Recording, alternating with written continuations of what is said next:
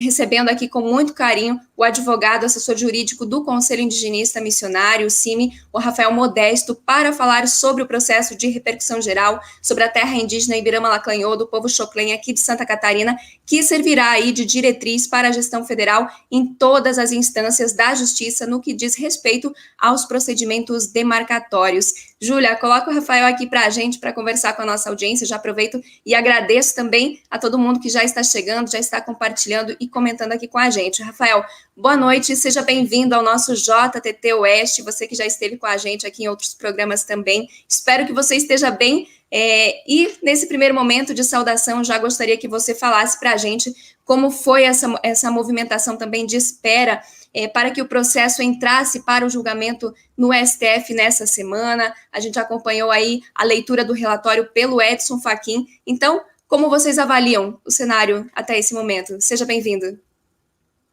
Obrigado, Cláudia. Boa noite a todas e todos que estão acompanhando, nos assistindo, para a gente falar um pouco desse importante processo que discute uma importantíssima matéria, né, que diz respeito aí, então, ao direito que os povos indígenas têm à demarcação de suas terras de ocupação tradicional e que o Supremo, então, como você menciona, está com o processo em pauta desde essa semana, não é? A gente tinha uma expectativa, e aí a gente, então, enquanto advogados e advogadas das comunidades e organizações indígenas, indigenistas, ambientalistas no processo, a expectativa das mais de 6 mil lideranças indígenas presentes em Brasília no acampamento, não é? De que o processo tivesse o julgamento iniciado na quarta, dia 25, mas não foi o que aconteceu. A gente tinha essa expectativa, sim. A gente sabia que existia um processo importante à frente, né, como o primeiro da lista, que era sobre a autonomia do Banco Central, um tema caro, inclusive, para o governo Bolsonaro. E o Supremo realmente resolveu julgar sobre a autonomia do Bacen em primeiro plano.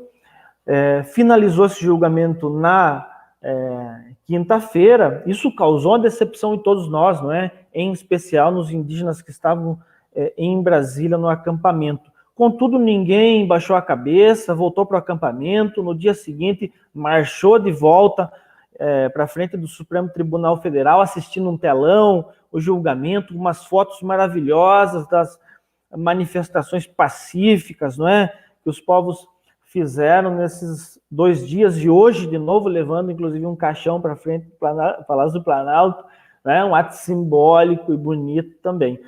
Então, depois, na segunda metade da sessão de ontem, finalizado o julgamento sobre a autonomia do Banco Central, depois de um intervalo enlouquecedor de quase 1 hora, o ministro-presidente chama o processo, apregou o processo, chama para julgamento, mas a gente não tinha mais tempo, né, Cláudia, de colher as sustentações orais. A sessão finaliza às 18 horas, contudo, o tempo foi suficiente para o ministro relator Edson Fachin, que já apresentou um voto muito bom no plenário virtual, quando foi retirado por um pedido de destaque do ministro Alexandre de Moraes. A gente já conhece o voto favorável aos povos indígenas e contra o marco temporal. O ministro relator apresenta, então, o seu relatório, e o presidente finaliza a sessão dizendo que não tinha mais tempo para sustentações orais, mas 2 questões importantes para finalizar. Uma que causaria mais decepção se o julgamento não tivesse começado com a presença do acampamento em Brasília, não é? E a outra questão é que o presidente diz que a continuidade do julgamento vai se dar na quarta-feira, dia 1º de setembro, e no processo já consta, então, que na data de 1/9 volta a julgamento o caso, continua o julgamento do caso, não é? Colhe as sustentações orais, né, e depois segue. Tá certo. Rafael, então, você traz aí que o presidente da corte, o Luiz Fux, ele garantiu, então, que esse julgamento ele será retomado na quarta-feira, no dia 1º, e é importante porque a gente tem reforçado aqui que esse é considerado um julgamento do século, né? Então, a informação que nós temos, inclusive, aí você pode corrigir a gente, é de que devem ser ouvidos a AGU, o MPF, a Defesa da Comunidade, o Estado de Santa Catarina, os amigos da corte, para somente depois nós termos os votos, né? Então, eu gostaria que você explicasse para a nossa audiência como funciona um julgamento tão importante como esse, porque ontem, inclusive, nós acompanhávamos muito atentos e atentas aí na TV Justiça, que se falou em 39 sustentações orais, é isso mesmo? E também a audiência pergunta, são quantos votos? Você já falou aí do Edson Fachin, né, que tem esse voto favorável, contrário aí ao marco temporal, mas qual é a expectativa que nós temos nesse momento? Será que o STF vai definir aí pelo direito originário, ou será que a gente vai ter alguma surpresa, como a gente vem, na verdade não é surpresa, né, mas esse projeto de morte que está aí no Brasil também, será que a gente vai ter um STF votando contra os povos indígenas? Pois é, Cláudio. Na quarta-feira, então, o julgamento ele se inicia às 14 horas, com a continuidade de onde parou, ou seja, após o relatório, o presidente colhe as sustentações orais nessa ordem. Primeiro a FUNAI e a União, então vai ser o advogado-geral da União que sustenta. Na sequência já é o povo Xoclen, né? Já é a comunidade indígena do povo Xoclen, que apresenta por 15 minutos as suas razões, as suas manifestações orais, né? Pedindo aí, então, seja o marco temporal declarado inconstitucional e possa ser jogado de uma vez por todas na lata do lixo da história, não é verdade? Que é de onde nunca devia ter saído.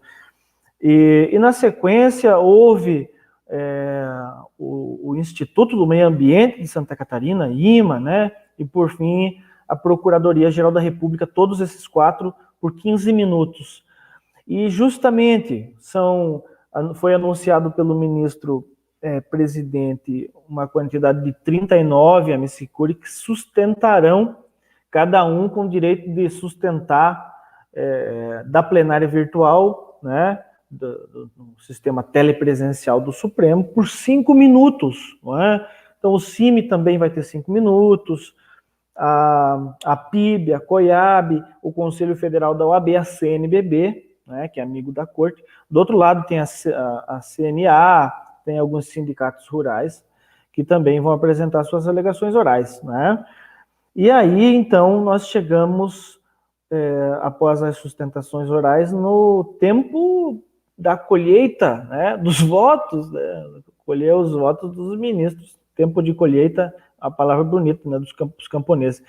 Mas eu acho que a quarta-feira, Cláudia, vai ser só para as sustentações orais, né, que nós contamos aí quase 4 horas para finalizar as sustentações. Então, vai uma tarde inteira de sessão do Supremo, mas tem uma extraordinária na quinta-feira, onde os votos serão apresentados pelos ministros, começando pelo relator, seguindo do mais novo apossado até o mais velho, né, até o último ministro, na verdade, é o ministro mais velho, né, apossado há mais tempo, começa pelo mais recente apossado, que é o Nunes Marques. Né.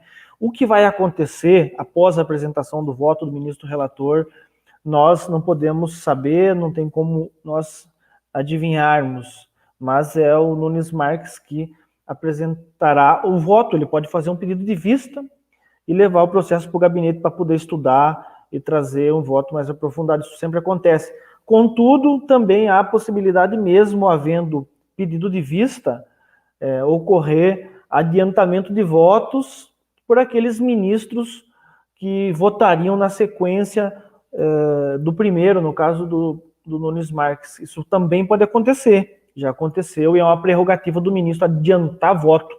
Isso seria bom porque poderia dar mais celeridade ao julgamento, né? E daí a torcer que o desfecho do processo, que o processo seja julgado o mais rápido possível e que a gente possa, de fato, de uma vez por todas, derrubar a tese do marco temporal. Não sabemos, não temos certeza absolutamente de nada do que pode acontecer, mas seria desastroso pensar na possibilidade só do Supremo aplicar a tese do marco temporal, né? Seria um prejuízo cultural, ambiental, sem precedentes, sem ser possível de mensurar quantas línguas poderíamos perder, crenças e tradições, enviando essas pessoas indígenas para as periferias das cidades, para os acampamentos improvisados na beira das estradas, onde, enfim, morrem atropeladas toda sorte de doença, de sede, de fome, não é? Não podemos,